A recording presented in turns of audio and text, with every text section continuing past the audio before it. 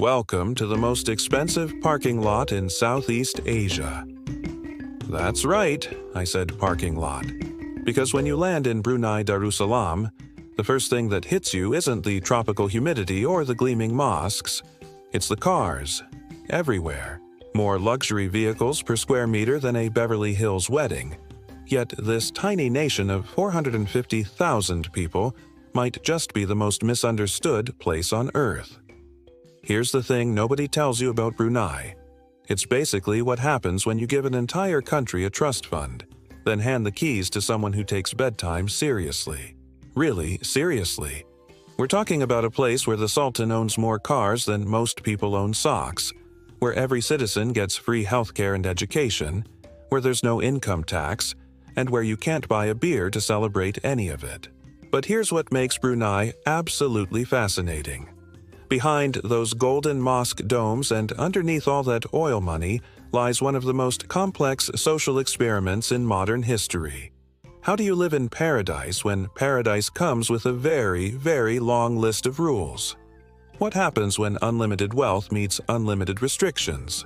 And most importantly for us budget travelers, can you actually survive here on just $700 a month?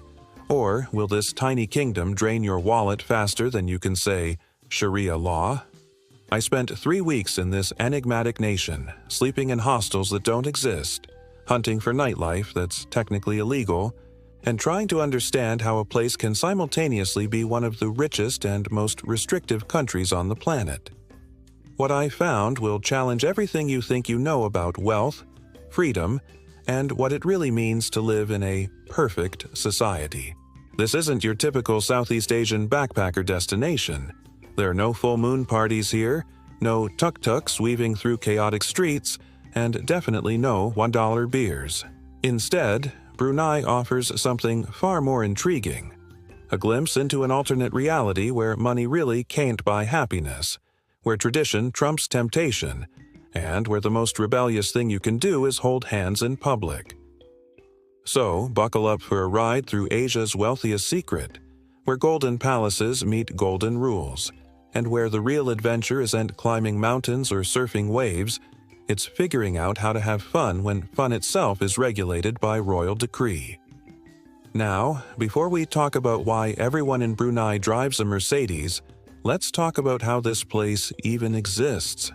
Imagine if Monaco and Saudi Arabia had a baby, then decided to raise it on the island of Borneo. That is Brunei, a tiny speck of land that somehow managed to avoid being completely swallowed up by Malaysia, which surrounds it on 3 sides like an overprotective parent. At just 2,226 square miles, Brunei is smaller than Delaware, yet it sits on one of the largest oil reserves in Southeast Asia. The country is split into 2 parts by a finger of Malaysian territory, which means you can't actually drive across your own country without leaving it first. It's like if New York City was divided by New Jersey, except instead of pizza arguments, you'd have passport control. The story of how Brunei survived is actually pretty incredible. For over 600 years, the Sultanate ruled over vast swaths of Borneo and the Philippines. We're talking about an empire that once controlled more territory than modern-day Germany. But then colonialism happened, and piece by piece, chunk by chunk, the British helped themselves to Brunei's territory like it was a colonial buffet. By the 1960s, what was left was basically just the oil-rich bits, which, as it turns out, was exactly what they needed. Here's where the story gets interesting. In 1984, Brunei gained independence, and instead of going the typical route of modernization and liberalization, Sultan Hassan al-Bolkiah decided to double down on tradition. Not just any tradition. Islamic tradition cranked up to 11. The national philosophy became MIB, Malay Islamic Monarchy. Think of it as a 3-legged stool where each leg supports the others, and if you remove any one leg, the whole thing falls over. The current sultan isn't just a figurehead like European monarchs who cut ribbons and wave at crowds. He's the prime minister, defense minister, and supreme commander of the armed forces. He's also worth an estimated $30 billion, owns over 7,000 cars, and lives in a palace with 1,288 rooms. To put that in perspective, Buckingham Palace has 775 rooms, and most of us think that's excessive. But here's what's fascinating about Brunei's national identity. It's not built on struggle or revolution like most countries. It's built on gratitude. The social contract is simple. The Sultan provides for his people generously, and in return, they follow the rules. Free health care? Done. Free education through university? Absolutely. Subsidized housing, fuel, and food? Of course. No income tax? Obviously. The result is a population that's genuinely content with their trade-off. Sure, you can't drink alcohol publicly or hold hands with your girlfriend in the mall, but you also don't have to worry about medical bankruptcy or student loans. It's like living in a really, really nice boarding school where the headmaster happens to be one of the richest people on earth. What makes Brunei unique in Southeast Asia is this conscious rejection of the typical development model. While Thailand chases tourism and Singapore builds itself into a financial hub, Brunei said, "Thanks, we'll stick with our oil money and our traditions." The result is a country that feels simultaneously ancient and modern, where ancient Islamic principles govern a society that has Wi-Fi in every coffee shop and luxury cars in every driveway. All right, let's address the elephant in the mosque. When most people hear Sharia law, they picture beheadings and hand-chopping and general medieval chaos. But spending time in Brunei feels less like living in a theocracy and more like being in the world's most polite society. It's Sharia law with a Singaporean level of organization and Canadian levels of niceness. The reality of daily life here is beautifully mundane. People wake up, go to work, grab coffee, complain about their bosses, and binge-watch Netflix, just like anywhere else. The difference is in the details, and those details reveal a fascinating social fabric that most outsiders never see. Take the morning prayer call, for instance. In many Muslim countries, the call to prayer blasts from every mosque at maximum volume, creating a cacophony that can wake the dead. In Brunei, it's perfectly synchronized across the entire country. Every mosque starts at exactly the same second, creating this wave of sound that rolls across the capital like a spiritual surround sound system. It's oddly beautiful, even if you're not religious. Then there are the mosques themselves.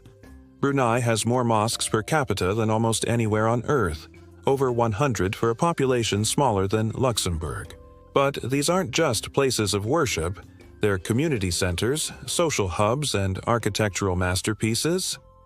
The Omar Ali Saifuddin Mosque, with its golden dome and marble minarets, sits in the middle of an artificial lagoon like something out of a fairy tale. It's so photogenic that even atheists find themselves taking selfies. But here's where Brunei gets interesting. The strictness you hear about mostly applies to public behavior, not private life. Hold hands with your partner in the mall? That's a problem. Hold hands in your own home? Nobody cares. Drink alcohol at a restaurant? Can't happen. Drink alcohol in your garage while your neighbors pretend not to notice? Welcome to Brunei's unofficial "don't ask, don't tell" policy. The dress code is real but practical. Women need to cover their shoulders and knees in public buildings, but you'll see them in designer jeans and fashionable hijabs that would make Instagram influencers jealous. Men should wear long pants to government offices, but nobody's going to arrest you for wearing shorts to the grocery store. It's conservative, but it's not Taliban-level conservative. What's most striking about daily life is how genuinely friendly everyone is.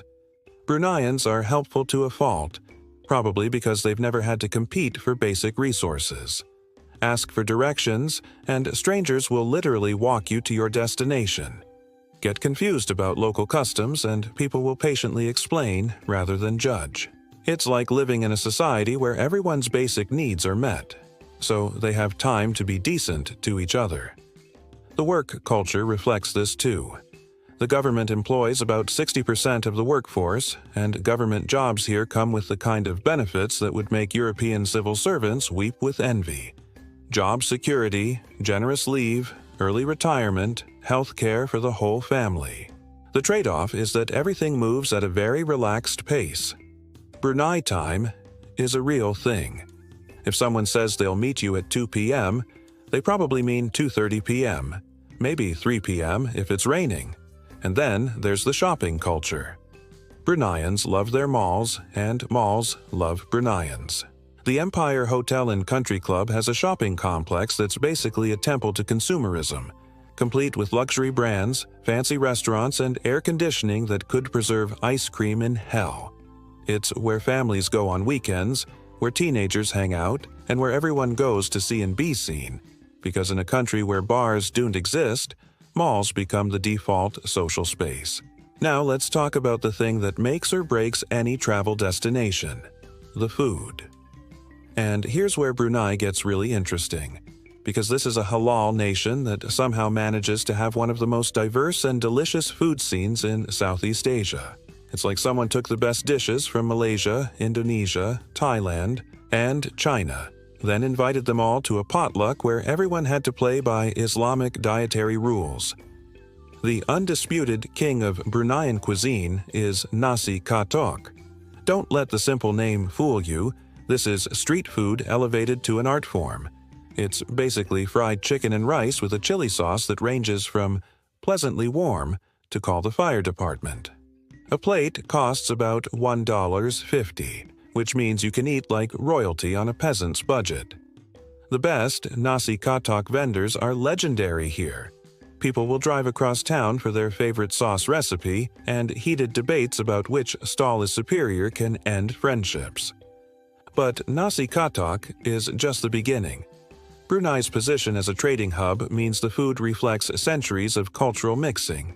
You'll find Malay rendang that melts in your mouth, Chinese dim sum made halal, Indian curries adapted for local tastes, and Indonesian satay grilled to perfection. The Gadong night market becomes a United Nations of halal food after sunset, with vendors serving everything from Japanese takoyaki, minus the octopus, to Western-style burgers that somehow taste better than anything you'll find in most Western countries. Coffee culture here deserves its own documentary. Bruneians are absolutely obsessed with coffee, but not in the pretentious third-wave coffee shop way. This is serious, no-nonsense coffee drinking. The local kopi is thick, sweet, and strong enough to wake the dead. It's served in small glasses with condensed milk that creates this perfect balance between bitter and sweet. Coffee shops here stay open late into the night, becoming social hubs where people play chess, discuss politics, carefully, and solve the world's problems one cup at a time. Then there's the curious case of alcohol in Brunei. Officially, it doesn't exist. Restaurants don't serve it, bars don't exist, and you won't find a bottle shop anywhere. But here's the thing. Non-Muslims over 17 can bring in a generous duty-free allowance. We're talking about 2 liters of spirits and 12 cans of beer per person, every 48 hours. This has created an entire underground economy of alcohol runs to neighboring Malaysian towns where Bruneians stock up before heading home. The result is that alcohol exists in Brunei, but it's privatized. House parties become epic affairs where someone's garage is converted into a temporary bar. Hotel rooms become pre-game locations for expat communities. Golf clubs and country clubs serve alcohol to members in technically private settings. It's Prohibition-era America, but with better food and no Al Capone. What?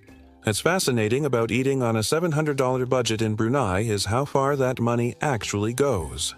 Street food is incredibly cheap. You can eat 3 meals a day for under $10.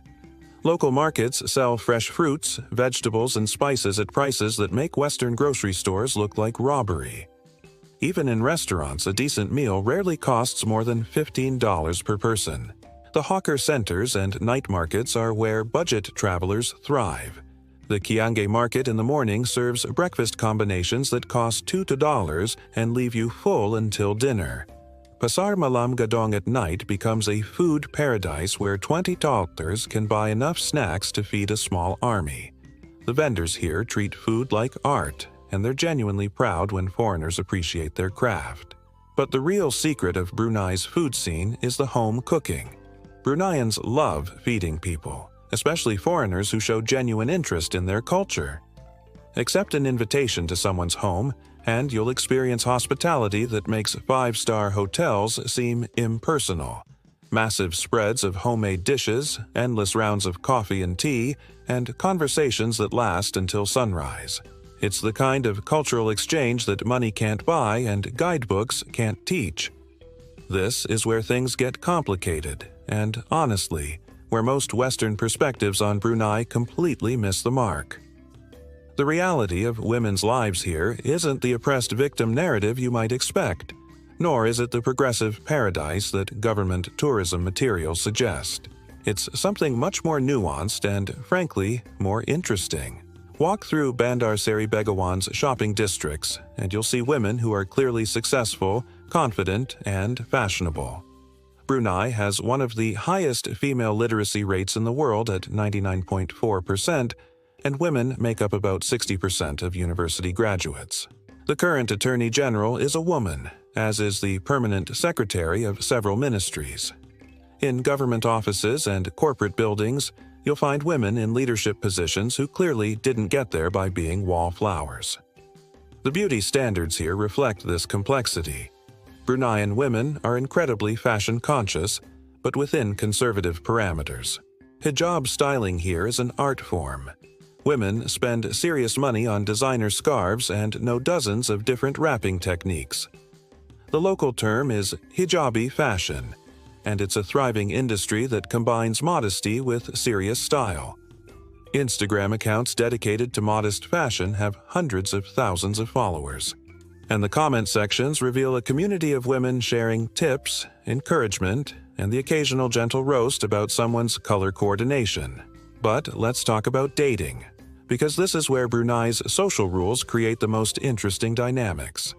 Officially, unmarried couples aren't supposed to be alone together, and public displays of affection are forbidden. Unofficially, young people here have developed a dating culture that's creative, discreet, and surprisingly modern. Coffee shops become unofficial dating venues where couples sit at separate tables but maintain eye-contact conversations. Shopping malls turn into elaborate courtship theaters where coincidental meetings are anything but coincidental. Group hangouts provide cover for couples to spend time together without technically violating any rules. It's like high school dating, except everyone's in their 20s and 30s and has jobs and cars. Social media has revolutionized dating here in ways that would make Silicon Valley proud. Instagram becomes a platform for subtle flirting through carefully crafted posts and strategic likes. WhatsApp group chats facilitate introductions through mutual friends. Dating apps exist in a gray area, officially discouraged but not technically illegal, and widely used by the under-30 crowd. The marriage culture here is fascinating too. Weddings in Brunei are massive, elaborate affairs that can last for days and cost more than most people's houses. But here's the thing. Because alcohol isn't served, the focus shifts entirely to food, music, and genuine celebration.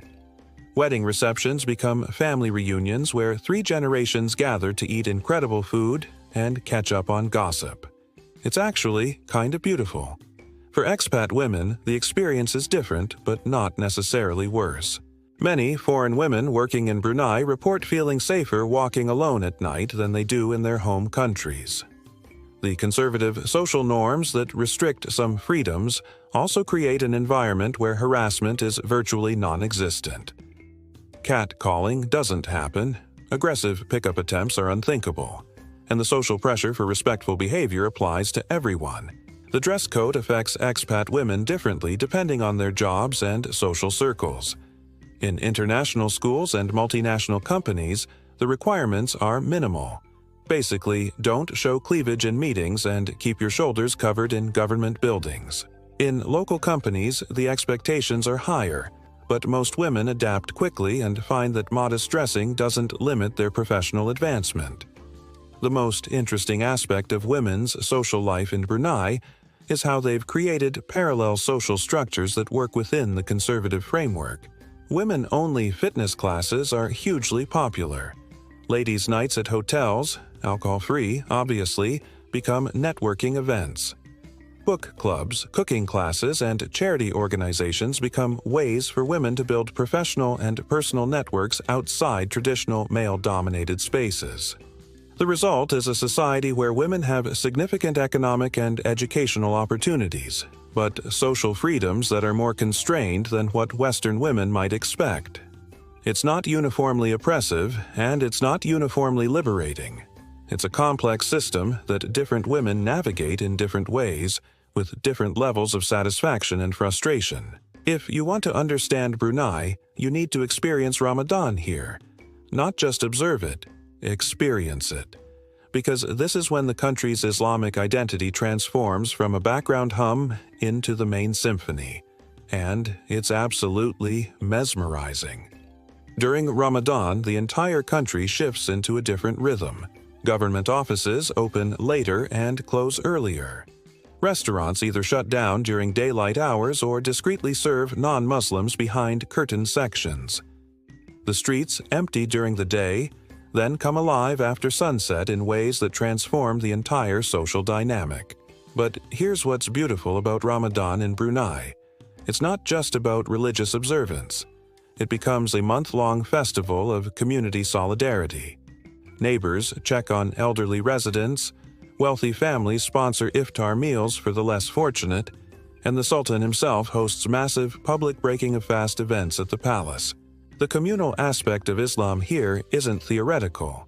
It's practical, daily, and inclusive. The food during Ramadan deserves special mention. The pre-dawn suhoor markets serve comfort food designed to sustain people through 13-hour fasts. Then, at sunset, the iftar spreads become legendary. We're talking about tables that stretch for city blocks, with dishes prepared by hundreds of volunteers. And here's the thing, non-Muslims are not just welcome, they're actively invited. It's the kind of religious hospitality that restores your faith in humanity. Hari Raya Idul Fitri, the celebration marking the end of Ramadan, is basically Christmas, New Year's, and Thanksgiving, rolled into one massive celebration that lasts for weeks. The tradition of open houses means that literally anyone can walk into any decorated home and be fed until they can't move. Politicians open their houses to constituents, businesses open their offices to customers, and regular families open their homes to strangers. It's crowdsourced hospitality on a national scale. But Brunei's religious calendar includes more than just Islamic holidays.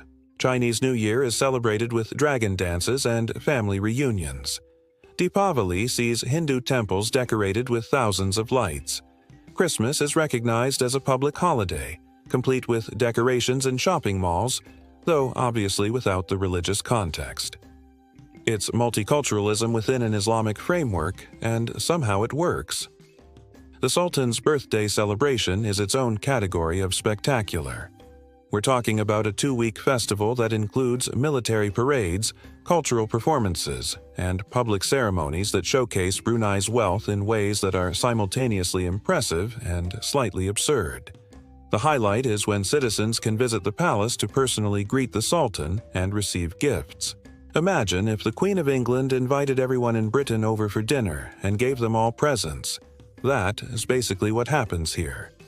National Day celebrations in February showcase Brunei's cultural diversity through performances by different ethnic communities. Malay traditional dance, Chinese lion dances, Indian classical music, and indigenous Dayak ceremonies all share the same stage. It's a reminder that despite the Islamic framework, Brunei has always been a trading nation where different cultures mixed and mingled. The mosque culture here is central to understanding daily life. Friday prayers aren't just religious obligations. They're social gatherings where business gets discussed, community problems get addressed, and social networks get maintained. The sermons often touch on practical topics like road safety, environmental conservation, and family relationships. It's religion as community service, rather than religion as separate spiritual practice. Traditional arts and crafts get showcased during religious festivals in ways that keep them alive and relevant. Silverwork, brass crafting, boat building, and traditional weaving are not just tourist attractions. They're living traditions passed down through generations and displayed with pride during national celebrations. What's most striking about Brunei's religious and cultural calendar is how inclusive it manages to be despite the conservative framework. Non-Muslims aren't marginalized or excluded. They're integrated into celebrations in ways that respect both their different beliefs and the country's Islamic identity. It's a model of religious coexistence that works because it's built on mutual respect rather than forced tolerance. Here's where we get to the question everyone's been asking. Can you actually survive in one of the world's richest countries on a backpacker budget? The answer is yes, but it requires understanding how Brunei's unique economy creates opportunities for budget travelers that simply don't exist anywhere else. First, let's talk about the big-ticket items. Housing is where most people assume they'll go broke, but Brunei's rental market has some surprising budget options. A room in a shared house in a decent neighborhood runs about $200 $300 per month, including utilities. Hostels don't really exist in the traditional backpacker sense, but budget hotels often offer monthly rates that work out to about $15 to $20 per night. Couchsurfing has a small but active community, and Bruneians are genuinely hospitable to respectful travelers. Food is where your $700 budget actually becomes luxurious. Street food meals cost 2 coffee shop lunches run 5 dihat 8, and even mid-range restaurant dinners rarely exceed $15 per person. If you eat like a local, hawker centers for breakfast, office canteens for lunch, night markets for dinner, you can eat extremely well for $10 to $40 per day. That is $300 or $350 per month for food that's often better than what you'd pay $50 for in Western countries. Transportation is practically free if you're smart about it. City buses cost about $0.30 per ride, and the routes cover most places tourists want to go. Taxis are expensive, but ride-sharing apps offer reasonable rates. Most importantly, Brunei is small enough that you can walk to many destinations, and the weather is generally pleasant for walking, with brief exceptions during monsoon season. But here's where Brunei's economy gets interesting for budget travelers. The country's wealth creates opportunities that don't exist in typical backpacker destinations. Many expat families hire part-time help for everything from pet sitting to English tutoring to house sitting while they travel. Facebook groups and WhatsApp chats constantly post opportunities for temporary work that pays well and does not require special permits. The free healthcare extends to tourists in emergency situations, which removes one major budget risk. Free Wi-Fi is everywhere, so accommodation choices don't need to factor in internet costs. Many attractions are free or very cheap because they're government subsidized. The national parks, museums, and cultural sites often charge token entrance fees that barely register on a budget. Entertainment costs depend entirely on your expectations. If you're looking for bars and nightclubs, you're out of luck and out of money. You'd have to fly to Malaysia for that kind of nightlife. But if you're interested in cultural experiences, outdoor activities, and social interactions, Brunei offers incredible value. Traditional performances are often free, hiking trails cost nothing, and beach access is unlimited. Shopping can destroy a budget or enhance it, depending on your approach. Imported goods are expensive due to the small market size, but local products are incredibly affordable.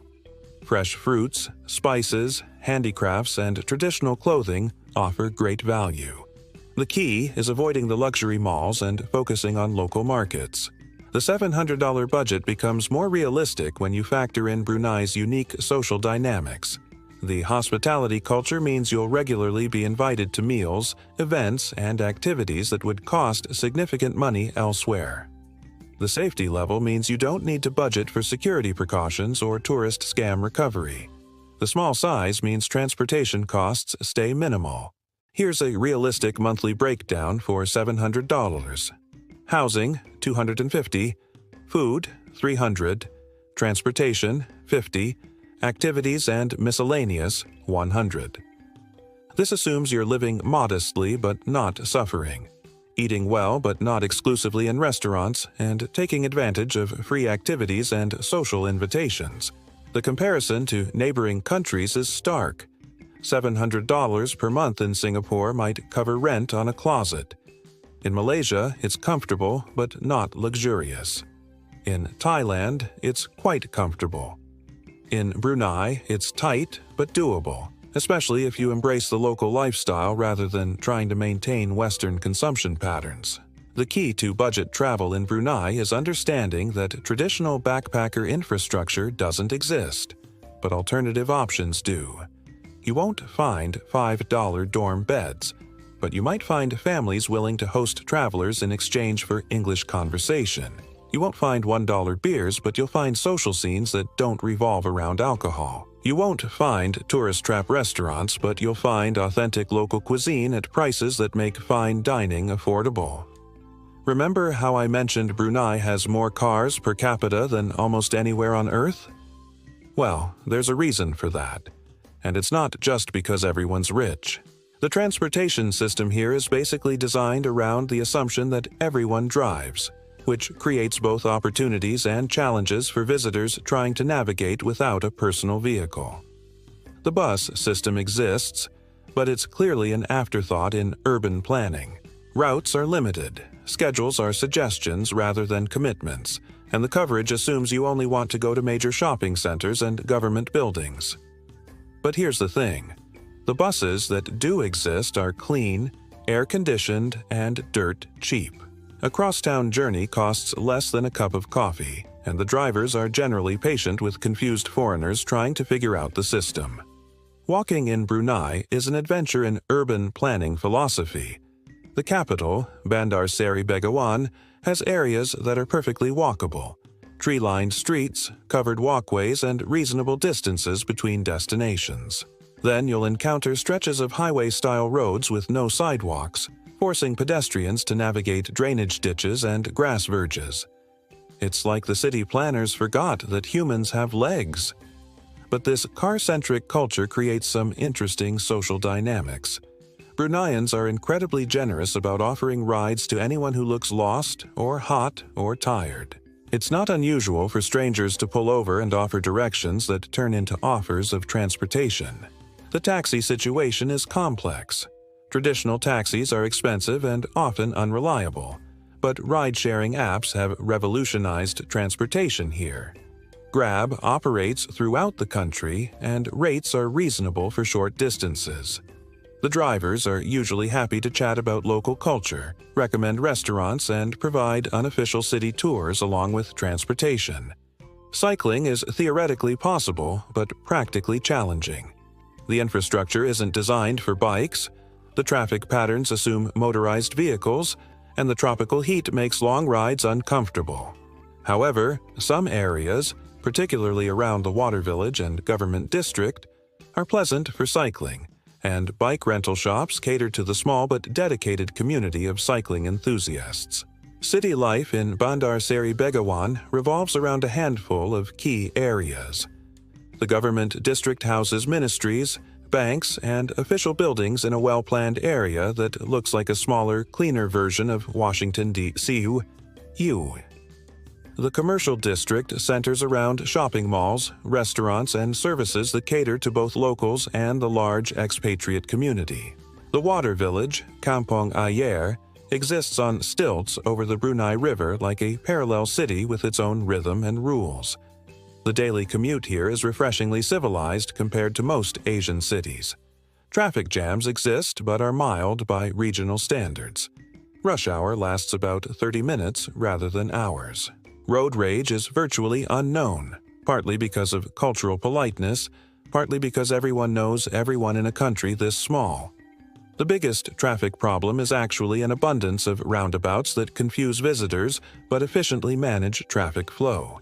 Shopping malls serve as the default social spaces in a way that's both familiar and unique.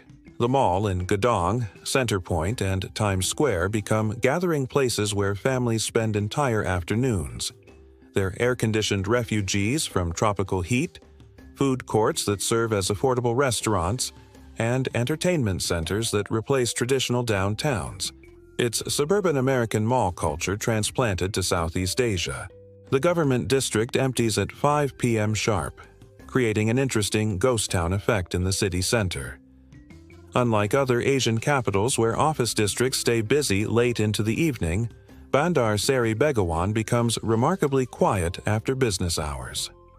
This reflects the work-life balance culture that government employment encourages. People work to live, not live to work. Parking in Brunei is both abundant and free almost everywhere, which explains why everyone drives. The idea of paying for parking is so foreign that most buildings simply provide massive parking lots as a matter of course. This creates a strange urban landscape where buildings are often dwarfed by their parking areas. But it also means transportation. Stress is minimal once you have access to a vehicle. Here's where Brunei completely surprises people. Everyone expects oil refineries and shopping malls, but 70% of this country is pristine rainforest that's been protected by geography, wealth, and genuine environmental consciousness. We're talking about some of the oldest rainforest on Earth, older than the Amazon, with biodiversity that makes Costa Rica jealous. Ulu Temburong National Park is the crown jewel, and getting there is half the adventure. You'll take a speedboat up the Brunei River, then transfer to a smaller longboat for a journey that feels like something out of an adventure movie. The canopy walk here is not just a tourist attraction. It's a 50-meter-high suspension bridge system that puts you eye level with hornbills, proboscis monkeys, and flying squirrels.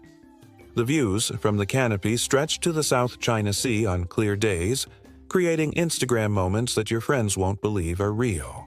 But the real magic happens at ground level. This is primary rainforest that's never been logged, never been developed, never been anything but wild. The biodiversity here is staggering. Over 400 bird species, 150 butterfly species, and mammals ranging from tiny shrews to clouded leopards. The night sounds alone are worth the trip. A symphony of insects, frogs, and nocturnal birds that creates a natural soundtrack more complex than any orchestra. Kampong Ayer, the water village, is often called the Venice of the East, which is both accurate and completely misleading. Yes, it's a city built on stilts over water. Yes, people get around by boat instead of cars.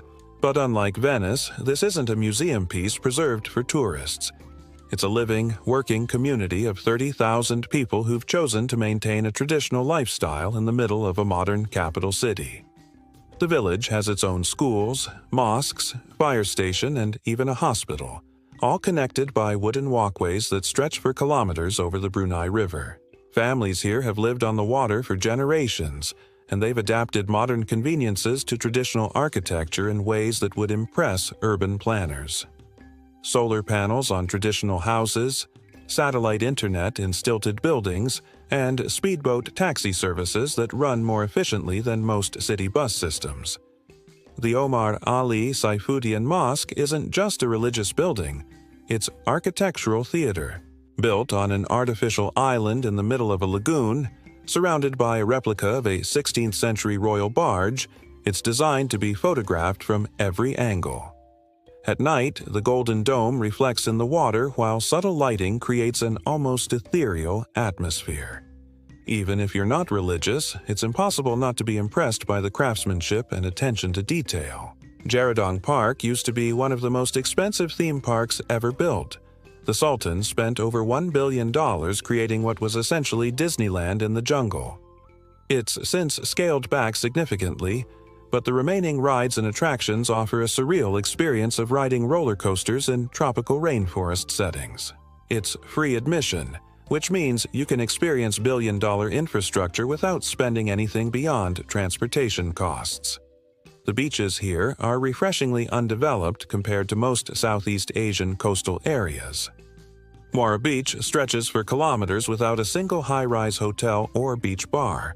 Instead, you'll find local families having barbecues under casuarina trees, fishermen launching traditional boats, and sunset views that don't require fighting crowds for photo opportunities. The lack of commercial development means the beaches feel more like community spaces than tourist destinations. Tasek Merimbun, the country's largest natural lake, offers hiking trails through peat swamp forest that's home to wildlife you won't see anywhere else. The pitcher plants here are carnivorous botanical marvels, and the birdwatching opportunities attract serious ornithologists from around the world. It's also one of the few places in Brunei where you can camp legally, creating opportunities for budget travelers to experience the rainforest without expensive lodge accommodations. The Brunei Museum and Malay Technology Museum provide context for everything else you'll see in the country. The exhibits on traditional boat building, metalworking, and textile production show how sophisticated pre-oil Brunei society was. The archaeological displays trace human settlement back thousands of years, revealing that this area has always been a crossroads of maritime trade and cultural exchange. What makes Brunei's attractions unique is their accessibility and authenticity. There are no tourist trap versions of cultural experiences. When you visit a traditional house or watch cultural performances, you're seeing the real thing maintained by people who still practice these traditions daily. The lack of mass tourism means you can have personal interactions with guides, artisans, and locals who are genuinely excited to share their knowledge with interested visitors.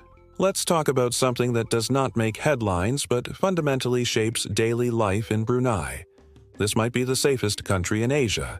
Not just statistically safe, but genuinely, practically walk around at 3 a.m. with your phone, out safe. The crime rate is so low that police officers here mostly deal with traffic violations and lost tourist complaints. Part of this comes from the social welfare system.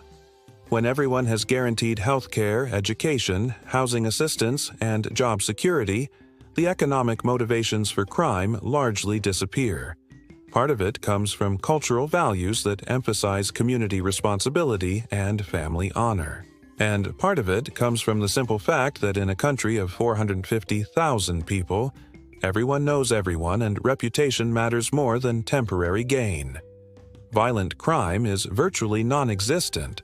Petty theft happens but rarely targets tourists, partly because tourists are so uncommon that targeting them would immediately identify the perpetrator. Drug-related crime carries severe penalties that effectively deter most drug trade. The most dangerous thing most visitors encounter is aggressive monkeys at tourist sites, and even they're usually just looking for snacks. The healthcare system is where Brunei's oil wealth really shows its benefits. Every citizen receives free healthcare from birth to death, including expensive treatments, surgeries, and medications that would bankrupt families in other countries. The quality is genuinely world-class. Many doctors trained in the UK, Australia, or other developed countries before returning to serve in Brunei's public health system. For visitors, emergency health care is provided regardless of ability to pay, with costs calculated later based on circumstances. Many travelers report receiving excellent treatment for everything from minor injuries to serious illnesses, with bills that would be considered reasonable even with insurance in most Western countries. The facilities are modern, clean, and well-equipped, often exceeding standards in much wealthier countries. The education system reflects the government's long-term thinking about economic diversification. Public education is free through university level, including opportunities to study abroad with government scholarships. Literacy rates are among the highest in the world, and the curriculum emphasizes multilingual competency. Most Bruneians speak at least Malay, English, and often Chinese or Arabic. Universities here attract students from throughout Southeast Asia, creating a cosmopolitan academic environment that belies Brunei's conservative reputation. The University of Brunei Darussalam has partnerships with institutions worldwide and research programs that focus on sustainable development, environmental conservation, and Islamic finance. It's higher education that prepares students for a post-oil economy while respecting cultural values. But safety in Brunei extends beyond crime and healthcare. The infrastructure is well maintained, building codes are strictly enforced, and natural disaster preparedness is taken seriously. The electrical grid is reliable, water quality is excellent, and food safety standards are higher than many developed countries. It's the kind of place where the biggest safety concern for most visitors is sunburn. The legal system provides predictable, fair treatment for foreigners who follow local laws. While some laws might seem strict by Western standards, they're clearly communicated, consistently enforced, and usually common-sense restrictions on public behavior. The judicial system has a reputation for professionalism and independence, even in a monarchy. Environmental safety is particularly impressive. Air quality is excellent due to minimal heavy industry and extensive forest cover.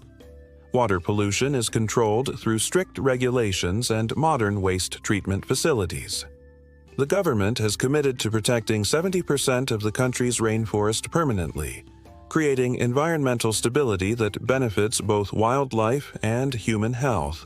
What's most striking about safety in Brunei is how it enables a quality of life that is hard to achieve elsewhere. Children walk to school alone, women travel safely at night, elderly people live independently longer, and families don't need to budget for security measures or medical emergencies. It's not dramatic or newsworthy, but it's the foundation that makes everything else in Bruneian society possible. The emergency services deserve special mention. Response times are quick, personnel are well-trained, and equipment is modern. The fire department, police, and medical services coordinate effectively, partly because the country is small enough that everyone knows the procedures and protocols. It's emergency preparedness at a human scale where personal relationships enhance professional efficiency. Getting into Brunei is surprisingly straightforward for most nationalities, but staying long-term requires navigating a bureaucracy that's thorough, fair, and occasionally bewildering in its attention to detail. For short visits, citizens of most Western countries get 30-90 days visa-free, depending on nationality. The immigration officers are professional. The arrival process is efficient, and the departure procedures are refreshingly simple. But if you're thinking about working here, that's where things get interesting. Brunei has one of the most selective immigration systems in Asia, designed to attract skilled workers while protecting local employment opportunities. Work permits are only issued when employers can demonstrate they couldn't find qualified local candidates, and the approval process involves multiple government departments reviewing applications with genuine care. The expat community here is diverse but small, probably around 50,000 people from dozens of countries. You'll find British teachers, Australian engineers, Filipino healthcare workers, Indian IT specialists, and American oil industry professionals, all navigating the same cultural adjustments with varying degrees of success and satisfaction. Employment packages for expats can be generous, partly because companies need to incentivize people to move to a country most have never heard of. Housing allowances, healthcare coverage, annual flights home, and sometimes even car allowances are standard. The tax advantages are significant. No personal income tax means take-home pay is substantially higher than equivalent positions elsewhere. But expat life here requires adjustments that go beyond typical overseas assignments. The social restrictions mean nightlife revolves around private parties and club memberships. The alcohol limitations mean entertaining requires planning and creativity. The conservative dress codes mean professional wardrobes need updating. The small size means privacy is limited and gossip travels fast. The expat housing market caters to different budgets and lifestyles. Luxury compounds with pools and security guards house senior executives and diplomats. Mid-range neighborhoods offer family homes with gardens and garages. Budget options include shared accommodations and small apartments that are still comfortable by regional standards. Most expat housing is substantially larger and better equipped than equivalent accommodations in Singapore or Hong Kong. International schools serve the expat community and wealthy locals, providing education that follows British, American, or international baccalaureate curricula. These schools often have waiting lists and high tuition, but they offer genuinely excellent education with small class sizes and extensive extracurricular programs. Many expat families cite the education opportunities as a major factor in extending their stays. The work culture reflects Bruneian values in ways that surprise many Western expats. Meetings start and end on time, but they often include social conversation and relationship building. Hierarchy is respected, but not rigid. Religious observances are accommodated naturally. The pace is generally less frantic than typical Asian business environments, reflecting the government employment culture that dominates the economy. Networking among expats happens through clubs, sports leagues, hobby groups, and professional associations that create social structures replacing the extended families and old friend networks people left behind. The Hash House Harriers Running Club, various country clubs, church groups, and professional women's networks provide both social interaction and practical support for navigating local systems. Long-term residence options exist but require significant investment or specialized skills. The new long-term pass system allows foreigners with established ties to Brunei to stay for extended periods, but qualifying criteria are strict. Permanent residence is possible but rare, usually requiring decades of residence and significant contributions to the country. The retirement visa situation is complex. Brunei doesn't actively court foreign retirees like some countries, but it doesn't prohibit them either. Retirees with sufficient financial resources and health insurance can sometimes arrange extended stays, especially if they have family connections or business interests in the country. What makes expat life in Brunei unique is the combination of excellent infrastructure, generous employment packages, and genuine cultural immersion. You're not living in an expat bubble like in some Asian cities. You're integrating into a society that's small enough to get to know personally, but sophisticated enough to provide modern conveniences and professional opportunities. The departure process, when the time comes, reflects the relationships built during residence. Farewell parties are genuine celebrations of friendships formed. Professional networks often extend beyond Brunei into regional and global opportunities. Many expats report that living in Brunei changed their perspectives on work-life balance, community responsibility, and cultural tolerance in ways that influence their subsequent life choices. So here we are after 3 weeks in the land where gold-plated mosques coexist with 24-hour McDonald's, where billion-dollar palaces share neighborhoods with traditional stilt houses, and where some of the world's strictest social rules create some of the world's most genuine hospitality. Brunei isn't just a country. It's a social experiment that challenges every assumption about wealth, freedom, and what constitutes a good life. The paradox runs deeper than just rich but restrictive. This is a place that has consciously chosen tradition over modernization, community over individualism, and stability over excitement. The trade-offs are real and significant, but so are the benefits. Where else can you walk alone at 3 a.m. without fear, know that medical emergencies won't cause bankruptcy, or experience genuine hospitality from strangers who have no economic motivation to be nice to you? The $700 budget question that brought us here has an answer that's both simple and complex. Yes, you can survive on $700 per month in Brunei, but only if you embrace the local lifestyle rather than trying to recreate Western consumption patterns. The real value isn't in the money you spend. It's in the experiences you can't buy anywhere else. Living in Brunei forces you to confront questions about what you actually need versus what you think you want.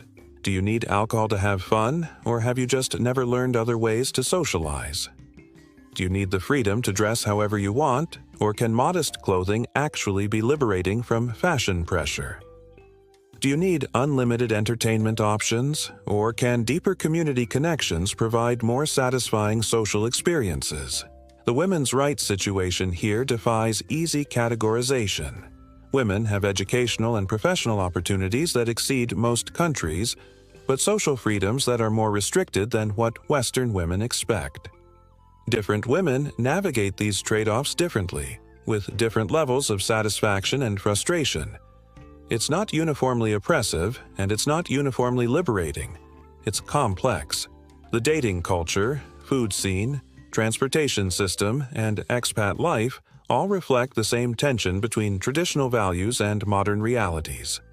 The solutions Bruneians have developed aren't perfect, but they're creative, functional, and often surprisingly effective. Underground alcohol culture, discreet dating practices, and elaborate wedding celebrations show how people adapt to restrictions while maintaining their essential humanity. What strikes you most after spending time here is how content people seem. Not fake contentment or oppressed resignation, but genuine satisfaction with their life circumstances. The social safety net removes existential anxiety. The cultural expectations provide clear guidelines for behavior, and the small size creates personal connections that matter.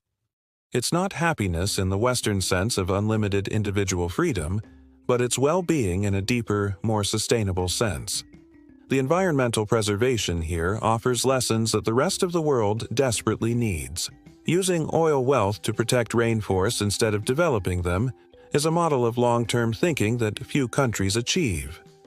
The result is a nation that's both wealthy and environmentally sustainable, proving that conservation and prosperity can coexist. For travelers, Brunei offers something increasingly rare: authentic cultural experiences that haven't been commodified for tourism. The hospitality is genuine because it's cultural, not commercial. The traditions are living practices, not museum displays. The interactions are personal because the country is small enough that every visitor matters individually. The safety here redefines what personal security can mean. It's not just the absence of crime, it's the presence of social systems that make crime unnecessary and community structures that make everyone responsible for everyone else's well-being.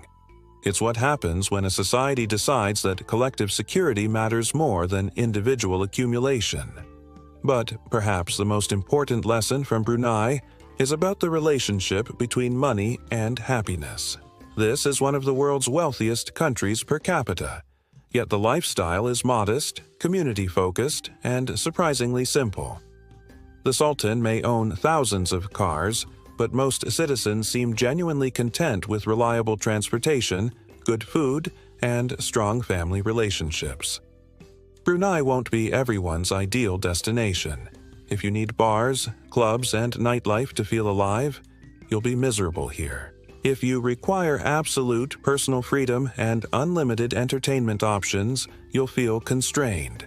If you can't respect local customs or adapt to cultural differences, you'll struggle.